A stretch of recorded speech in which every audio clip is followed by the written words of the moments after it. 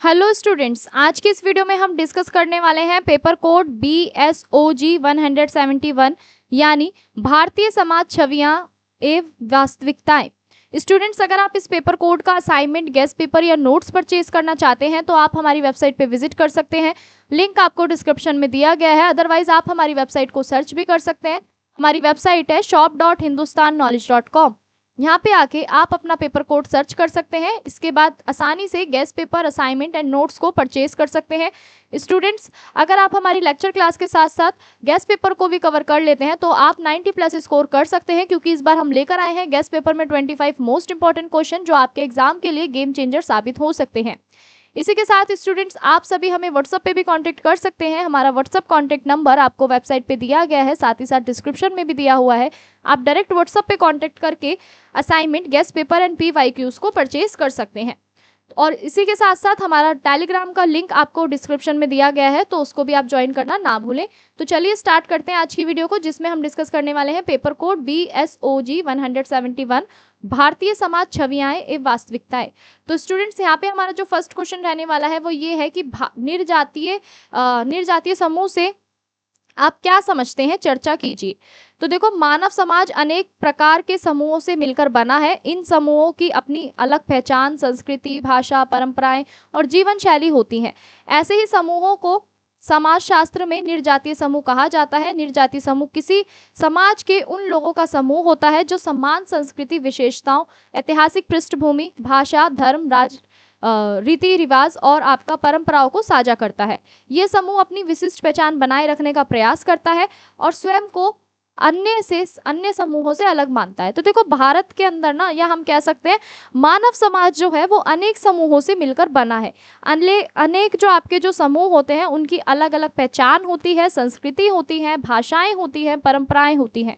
तो ऐसे समूह जो होते हैं ना, वो आपके समाज शास्त्र में निर्जातीय समूह के नाम से उन्हें जाना जाता है। निर्जातीय समूह बेसिकली आपका किसी भी समाज के उन लोगों को कहा जाता है जो समान संस्कृति वाली विशेषताएं, ऐतिहासिक पृष्ठभूमि, धर्म, भाषा, रीति रिवाज, इन सारी परंपराओं को साझा करते हैं। ये समूह अपनी एक अलग पहचान बनाए रखने का प्रयास भी करते हैं और स्वयं को दूसरे समूह से अलग भी मानते हैं। तो चलिए थोड़ा सा इसे डिटेल में समझते हैं। निर्जातीय समूह का अर्थ क्या होता है? तो निर्जातीय शब्द जो है वो अंग्रेजी के एथनिक शब्द का हिंदी रूप है।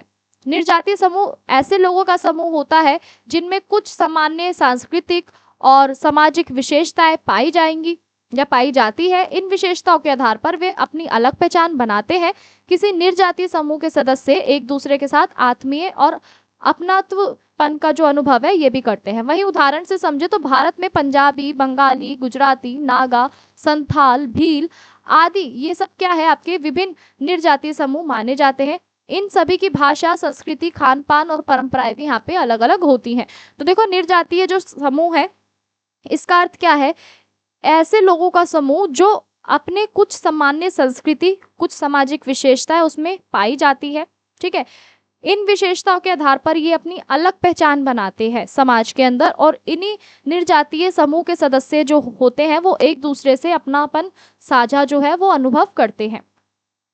वहीं उदाहरण से समझे तो भारत के अंदर आपका पंजाबी है, बंगाली है, गुजराती है, नागा है, संथाल है, भील है, ये सारे क्या है, आपके निर्जातीय समूह के उदाहरण हैं। अब हम बात करते हैं निर्जातीय समूह की विशेषताएं कौन सी है। तो पहली विशेषता क्या है कि समान संस्कृति। निर्जातीय समूह के लोगों की जो संस्कृति है वो समान होती है। वे एक जैसी परंपराओं, रीति रिवाज और सामाजिक मूल्यों का भी पालन करते हैं। वहीं अगर हम बात कर रहे हैं सामान्य भाषा की, तो अधिकांश जो आपके निर्जातीय समूह होते हैं वो अपनी एक विशेष भाषा या बोली का इसमें उपयोग करते हैं। तो उनकी पहचान जो है वो महत्वपूर्ण आधार पर होती है। इसके बाद है साझा इतिहास। साझा इतिहास जो है आपका यहाँ पे सदस्यों के, जितने भी आपके समूह के सदस्य हैं ना, वो अपने पूर्वजों पर, ठीक है, ऐतिहासिक घटनाओं और सामाजिक विरासत को साझा करते हैं। इससे उनकी जो एकता की भावना है वो विकसित होती है। निर्जातीय समूह अपनी विशिष्ट पहचान बनाते हैं, यानी प्रत्येक निर्जातीय समूह अपनी अलग पहचान इनकी होती है। ये पहचान उनके पहनावे पे भी हो सकती है, खान पान पे भी हो सकती है और धार्मिक मान्यताओं और जीवन शैली से भी प्रकट होती है। वही बात करें समूह की भावना, तो निर्जातीय समूह के जितने भी सदस्य होते हैं ना, ये परस्पर एक दूसरे को सहयोग करते हैं। भाईचारा, एकजुटता की जो भावना है यहाँ पे इनमें पाई जाती है। वहीं अगर हम बात करें परंपराओं का संरक्षण, अगली जो विशेषता है वो क्या कहती है कि परंपराओं का संरक्षण। तो ये समूह अपनी सांस्कृतिक विरासत और परंपराओं को अगली पीढ़ी तक पहुंचाने का भी प्रयास करते हैं। अब हम बात करते हैं भारत में निर्जातीय समूह क्या है।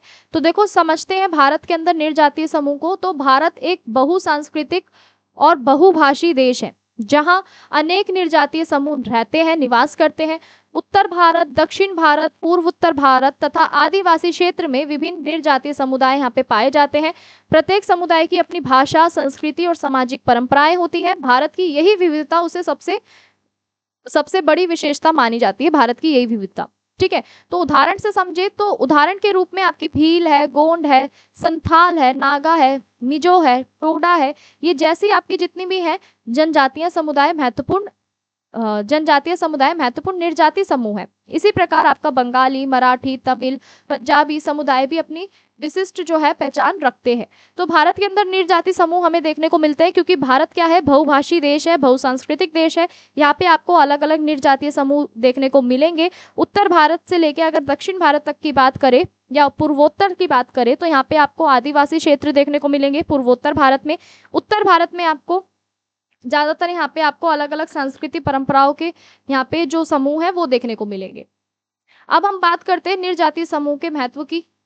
निर्जातीय समूह के महत्व की बात करें तो निर्जातीय समूह जो है वो समाज की सांस्कृतिक विविधता को बनाए रखने में महत्वपूर्ण भूमिका निभाते हैं। वे अपनी कला, संगीत, नृत्य, भाषा और परंपराओं के माध्यम से समाज को समृद्ध बनाते हैं। साथ ही वे सामाजिक एकता, सांस्कृतिक संरक्षण और सामुदायिक जो सहयोग है इसको भी बढ़ावा देते हैं। वहीं बात करें इस प्रश्न के उपसंहार की तो देखो निर्जातीय समूह ऐसे सामाजिक समूह होते हैं जिनके सदस्यों में समान संस्कृति, भाषा, इतिहास और परंपराएं पाई जाती हैं। वे अपनी अलग पहचान बनाए रखते हुए समाज की सांस्कृतिक विविधताओं को समृद्ध बनाते हैं। भारत जैसे बहुसांस्कृतिक देश में जो आपके निर्जातीय समूह है इनका यहाँ पे हमें विशेष महत्व देखने को मिलता है क्योंकि वो राष्ट्रीय एकता के साथ साथ ना आपकी सांस्कृतिक बहुलता को भी मजबूत करते हैं। इस प्रकार जो आपके निर्जातीय समूह है वो समाज में विकास और सांस्कृतिक संरक्षण का भी महत्वपूर्ण योगदान देते हैं।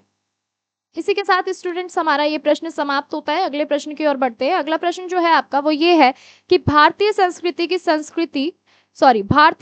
की संस्कृति अपने अतीत से प्रभावित रहती है। चर्चा कीजिए। यानी भारत की जितनी भी सभ्यता है वो संस्कृति से प्रभावित रहती है। किस तरीके से रहती है अपने अतीत से, ये बताना है।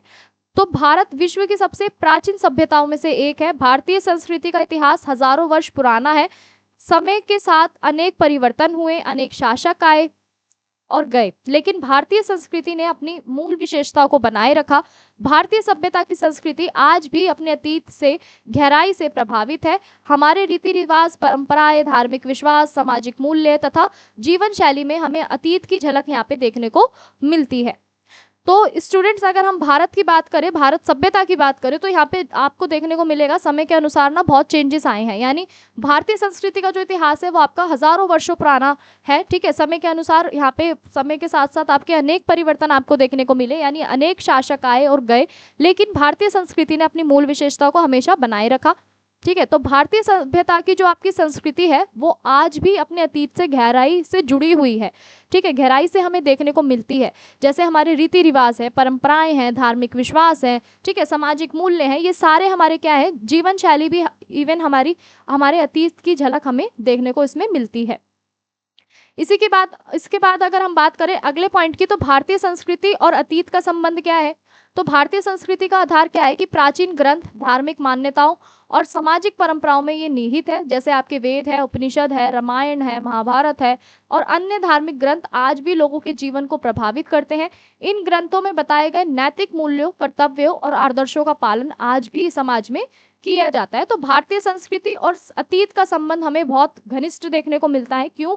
क्योंकि यहाँ पे आपके जितने भी प्राचीन ग्रंथ है, प्राचीन जितनी भी आपकी धार्मिक मान्यताएं है, वो सब हमें देखने को मिलती है। फिर चाहे आपके वेद हो, उपनिषद हो, रामायण हो, महाभारत हो, ये सब क्या कर रहे हैं, आज भी लोगों के जीवन को प्रभावित कर रहे हैं। और इन ग्रंथों में बताए हुए हमारे जितने भी कर्तव्य हैं, नैतिक मूल्य हैं, आदर्श है, इनका भी पालन आज भी समाज में किया जाता है। तो इसी प्रकार आपका जो भारत के अंदर जो आपका अतीत है और जो आपका संस्कृति है, ये दोनों ही एक दूसरे से संबंधित है।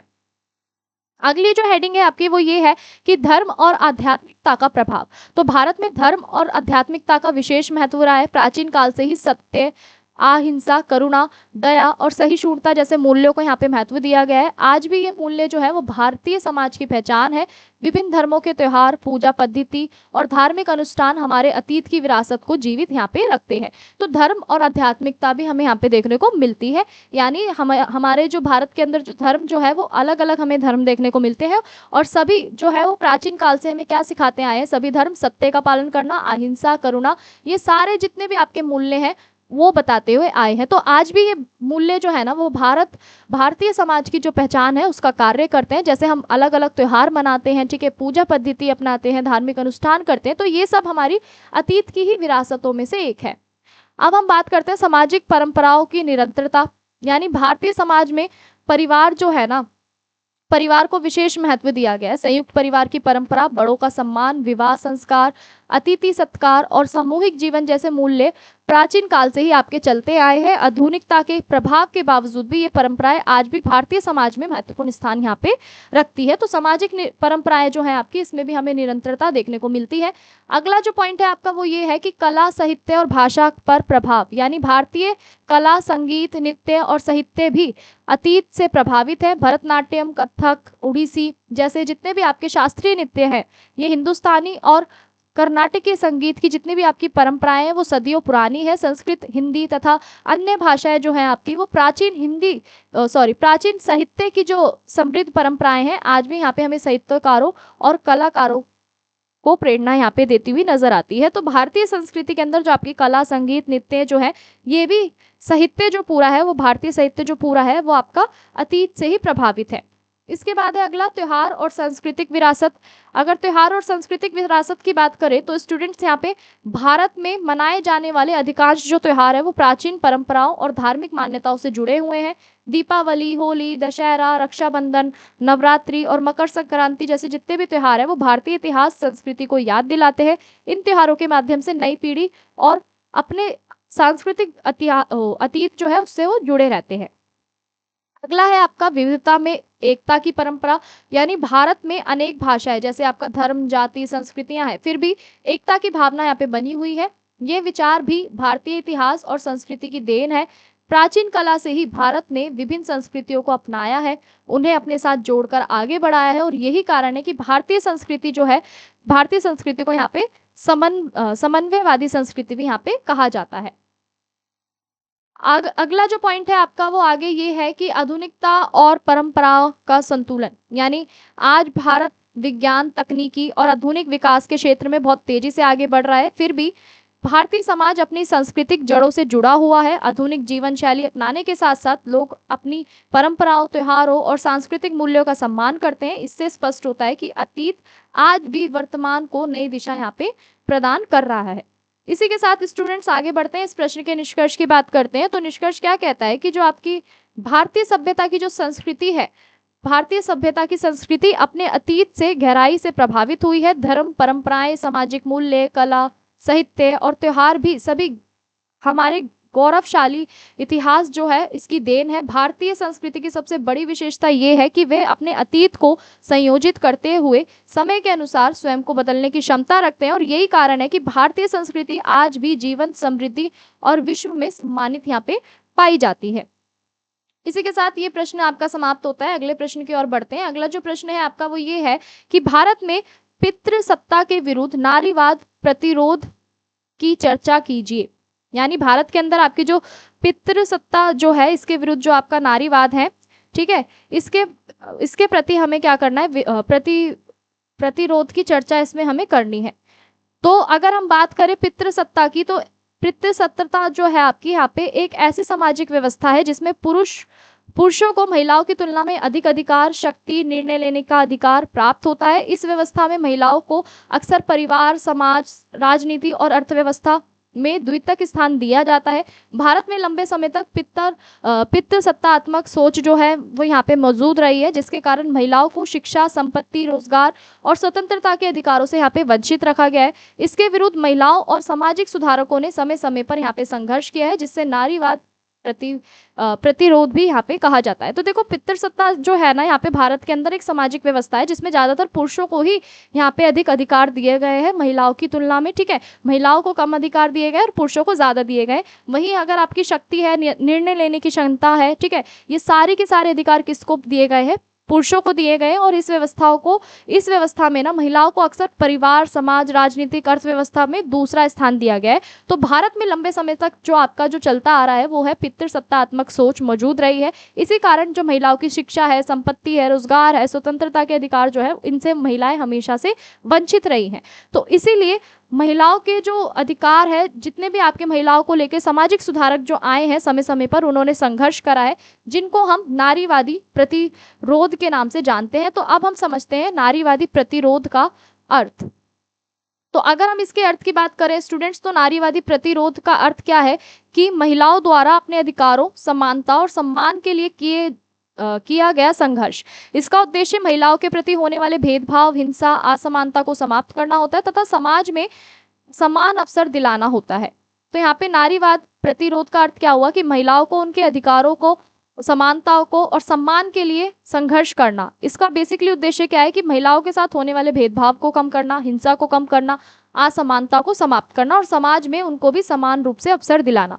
अब हम बात करते हैं भारत में नारीवादी प्रतिरोध का विकास किस प्रकार से हुआ है। तो देखो सबसे पहले अगर हम बात करें सामाजिक सुधार आंदोलनों के माध्यम से यहाँ पे नारीवादी प्रतिरोध का विकास हुआ है। यानी 19वीं शताब्दी में कई सामाजिक सुधारकों ने महिलाओं की स्थिति सुधारने के लिए कार्य किए हैं। जैसे आपका पहले जो सुधारक हैं वो है आपके राजा राम मोहन राय, जिन्होंने सती प्रथा के विरुद्ध आंदोलन चलाया था।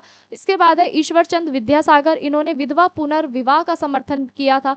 इसके बाद है आपका सावित्रीबाई फुले, ठीक है, सावित्रीबाई फुले ने भी महिला शिक्षा को यहाँ पे बढ़ावा दिया। तो इन प्रयासों ने महिलाओं को जागरूक बनाया और पितृसत्ता जो है इसको चुनौती दी। अब हम बात करते हैं आपकी नेक्स्ट जो आपका जो पॉइंट है वो ये है कि स्वतंत्रता आंदोलन में महिलाओं की भागीदारी, यानी भारतीय स्वतंत्रता संग्राम में महिलाओं ने सक्रिय भूमिका निभाई। इससे महिलाओं में आत्मविश्वास और नेतृत्व क्षमता का विकास हुआ। जैसे आपका सरोजनी नायडू है, ठीक है, अरुणा आसफ अली है, उसके बाद है आपका कस्तूरबा गांधी है। इन महिलाओं ने सार्वजनिक जीवन में भाग लेकर पुरुष प्रधान सोच को यहाँ पे चुनौती दी है। इसके बाद है अगला जो पॉइंट है, अगली जो हेडिंग है वो ये है कि महिला संगठनों का योगदान। यानी स्वतंत्रता के बाद अनेक महिला संगठनों ने महिलाओं के अधिकारों के लिए संघर्ष किया है। इन संगठनों ने दहेज, घरेलू हिंसा, यौन उत्पीड़न और लैंगिक भेदभाव जैसे मुद्दों को यहाँ पे उठाया है। सबसे पहला है आपका महिला मंडल, दूसरा है आपका स्वयं सहायता समूह, तीसरा है आपका विभिन्न महिला अधिकार संगठन, ठीक है। तो इन संगठनों ने क्या करा कि महिलाओं को कानूनी सहायता दी और सामाजिक समर्थन इनको प्रदान करा। अगला जो पॉइंट है वो ये है कि कानूनों और नीतियों के माध्यम से प्रतिरोध। यानी यहाँ पे कानून और नीतियों के माध्यम से किस तरीके से प्रतिरोध किया गया कि नारीवाद आंदोलनों के दबाव के कारण सरकार ने कई महत्वपूर्ण यहाँ पे कानून बनाए। जैसे आपका दहेज निषेध अधिनियम है जो आपका 1961 में बनाया गया।